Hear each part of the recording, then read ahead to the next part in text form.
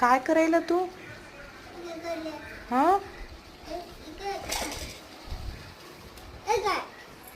हा पिट्टा ना कुठे पिट्टा कुठे नाहीये. मग तू काय करायला?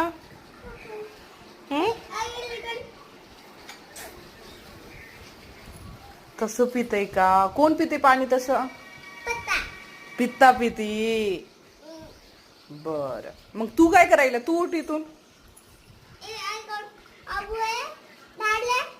भाऊ आहे मग त्याच्यामध्ये. तू उठ इथून. विहान